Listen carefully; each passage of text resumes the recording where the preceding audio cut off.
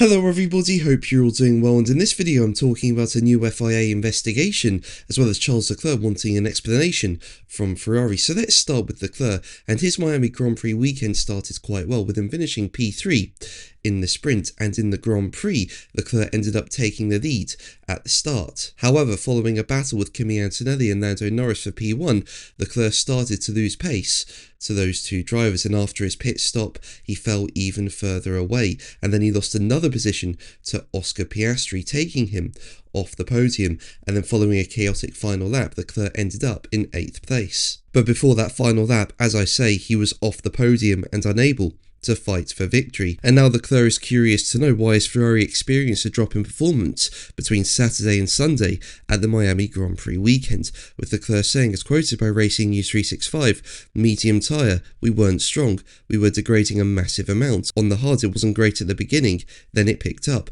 and then it was a little bit better, but it was never at the level of the sprint. We need to look at it. We've lost a lot of performance compared to then, and I would like to understand exactly what happened there." Now make sure to leave a like and subscribe so you don't miss my Formula 1 content and are kept up to date with F1 news. I've just reached 50,000 subscribers and your support is incredible. It means so much to me.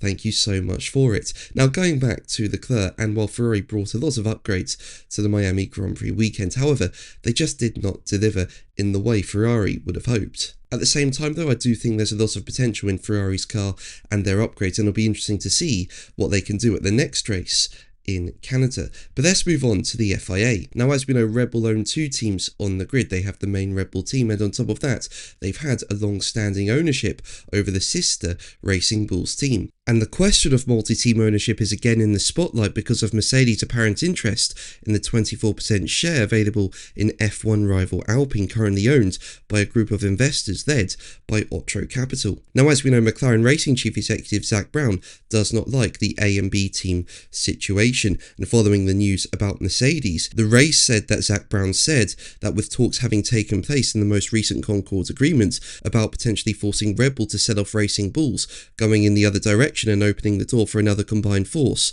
would be ridiculous. And now FIA President Mohammed Ben Sulayem has also made clear his opposition to multi-team ownership, and that the FIA was looking into the ethics and integrity of the matter, with him saying, as quoted by Racing News 365, "I feel the ownership of two teams, as long as it's for the right reason. And what is the right reason? As long as you're not trying to take it because you don't want others to take it, or also get voting power when it comes to the regulations, then maybe it's okay. But then I do believe that owning two is not the right way. This is my personal point of view. We are looking into it because it's a complicated area. We have put our people to see if it's possible. Is it allowed? Is it the right thing?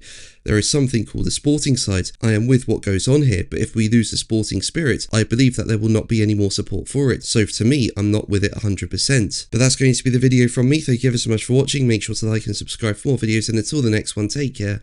Bye.